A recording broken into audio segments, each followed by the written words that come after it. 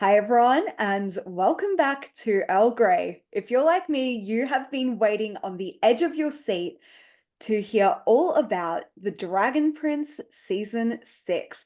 So, this animated fantasy show follows two teams of heroes or villains who are on a quest to either fight or free an imprisoned Star Touch elf from a magical prison. And here to tell us all about what is coming up in season 6 is the one and only Racquel Belmonte, who is the voice of Claudia, one of the show's main villains. Hi. Hi, how are you? Hi, I'm good, thanks. How are you? Great. Thank you for having me. Thank you for coming on the show. Honestly, it is fantastic to talk to you, and I'm such a huge fan of the show. Oh, well, thank you. The show loves you. Thank you. Sorry, Now, my dog just came right next to me. that's Sorry, she's okay. licking my ankle. Hey, she wants to get in on the action. She's like, attention, I'd love some. But anyways, I'm so sorry. Yeah, that's all good. So I was thinking about Claudia the other night. She is a character that is very hard to hate. She is driven by like a desire to keep her family together and to protect the people she loves. But every time that doesn't exactly work out for her, it pushes her further down the road towards like darkness. Yeah. But what initially drew you to Claudia? Well, I kind of love like what you just said. It's hard to hate her because yeah, she's doing all this terrible stuff, but to her it's not terrible. I think the writers do a really good job of making her goofy enough and like weird and personable enough to get away with, hurting animals or oh, that's so awful to say, but yeah, she's written well. I think that's what draws me to her. And yeah, like I said, she's very goofy, and I think you need that with someone so intense. Yeah, and it's good that now when the show so the show had a changing point in season 4, and they introduced someone who actually matches her goofiness, Terry. Yeah. Yeah, Terry, played by Ben. Love Ben. Yeah, Benjamin Callens is so cool. I've been following him on Instagram, and He's great. yeah, how do you think that this new the introducing Terry changed Claudia's character? I think it keeps her soft. Also, do you hear that fly buzzing around me? I'm so sorry. There's this massive fly. You can see it at some points. Anyways, I think that Terry like keeps her soft. Terry softens like all these crazy blows Claudia's throwing in this season, the next couple of seasons. Yeah, it's nice. And also I think Terry humanizes her. Yeah, because using dark magic is you're frozen. Does that make sense? You froze by the way through. No, I did?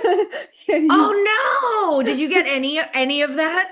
I think I got he humanizes her and then nothing. Okay, I said he humanizes her in a way where like um it shows Claudia can still love and there's still that side of her. And she does all these wild things in the next next couple seasons and this past season that she almost needs Terry to balance everything she's done is doing. Does that make sense? Yeah. Yeah. Yeah. I think Terry's a great man. It's fun for me. I got to meet Ben. I got to work with someone new. Like they were new to me. Ben is new to me, but yeah, he's amazing. It's been fun. It's different. Yeah, and I actually wanted to ask, so what happens like for you behind the scenes of the show? Like from when you receive the script, like do you record, do you go somewhere and record together with the other castmates? For the first few seasons we did, and I lived in Vancouver at the times, and that's where at the time I lived in Vancouver, and that's where we recorded everything. Um, sorry. Um, yeah, the first few seasons were in Vancouver and we all recorded together. Then I moved to Toronto and I wasn't recording with anyone. I was like recording by myself, but on Zoom with whoever I worked with the most. So that's when I met Ben, and I would work with Jason. And then I moved here to Los Angeles and I did everything by myself. But in studios, all in recording studios. Yeah, cool. Because for me, I just kind of imagine like again maybe I've got like a weird impression of what it would be like, but I just imagine having a script in front of me and then just wanting to bounce off someone and then realizing that no one's there and but yeah, no, it's good that you had people to bounce off. And was that transition between like recording with someone versus recording by yourself? Is that ha, have you have you found that change easy or difficult or It's been for me, it's been easy. I've been voice acting for way too long. But it like I'm able to do it. My preference though, I like recording with other people. I like being around other people. I'm a very big extrovert. I feed off of other people. Um, it's not hard though to do the latter. I just would rather be in a room full of like 30 other people or, more yeah, fun, more fun that way. But yeah. yeah. Well, it sounds like you've had a great time recording as Claudia, and I'm really excited to see what happens for her this season. Oh yeah. And one thing, again, I feel bad saying like I'm excited to see what happens for her this season because on one hand, it looks like she's going down a darker path. But actually that brings me to a really good point. So I was explaining the show to my friends and I've divided it up between like the heroes and the villains. It's like Team Callum or Team Claudia. And Soren, Oh, who is Claudia's brother, has switched over to Team Callum yeah. basically in season 3. And I honestly wanted to know because one of her first like big dark magic spells was to heal him. But I wonder if he came in the way of, if he um if push came to shove, would she harm Soren to protect Viren or Terry? Viren, yes, I don't think she would to Terry, but Viren 1,000% she would. He has that fatherly hold on her, the only parent that stuck around kind of thing. So she's young too. Claudia's like a teenager. Yeah, So yeah. I always forget how young they are because I know. It's yeah. crazy. Me too. Me too. I'm always like, "Oh, that's a wild thing she just did. Oh my God, she's a child." But yeah, I think she would absolutely throw Terry under the bus, but she would not. She wouldn't, Biren. Yeah, it's I think that goes to show just how fiercely she protects the people she loves. It is sad Yeah. to hear that, in a way, sometimes Terry cares about Claudia more than you know, Yeah. she It reciprocates. But Terry deserves better for sure. yeah. And also in one of the teaser clips for the trailer, this is the reason why I asked, is we see Claudia cast a dark magic spell on Terry, presumably to stop him from leaving her. Trying to remember. Oh, Are you talking about the scene where she's screaming and she's got dark magic stuff all over her? honestly, I can't. Either way, I'm not I'm allowed to talking tell about you, the but yeah, no, the season it was like when they announced that season 6 is on its way. I think this was like a few months back. oh, where she like puts a thing down, the Yeah, staff. she's on the beach. Yeah, okay. Yeah, yeah, yeah. Sorry, what was your question? Um hang on, I actually completely forgot what the question was. That's okay. I derailed us completely. Yeah, I no, thought it no, was a it's different clip. yeah, no, no, it's fine, it's fine.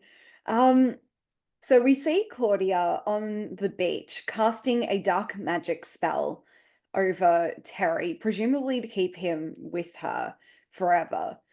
But yeah, I wonder what kind of impact that has on their dynamic. Now that, before he was staying with her willingly, now if he wants to leave, he can't. How sure are you that that is a spell to keep Terry there? How Oh. confident are you? I can't say, I'm not allowed to say anything. I'm not allowed to say anything, but you will be surprised. You will Oh. be surprised.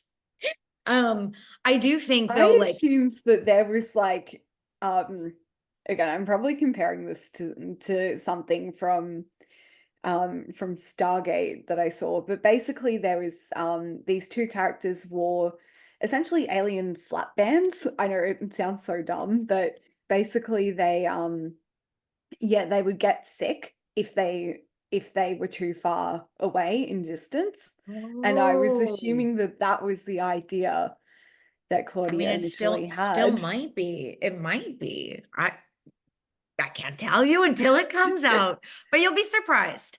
What's so interesting, and I'll say just in regards to that question in theory, what's wild about Terry and what makes him so lovable is that he just won't give up on this monster per se. I don't think she's a monster, but she does some awful things. And I think Terry kind of sees past those awful things and like sees right into her heart. And the choice to like stay with her is a choice. That's a big choice. Yeah. Yeah, I'll say that. Yeah. And I will say that it looks like they're getting pretty close to meeting Aravos.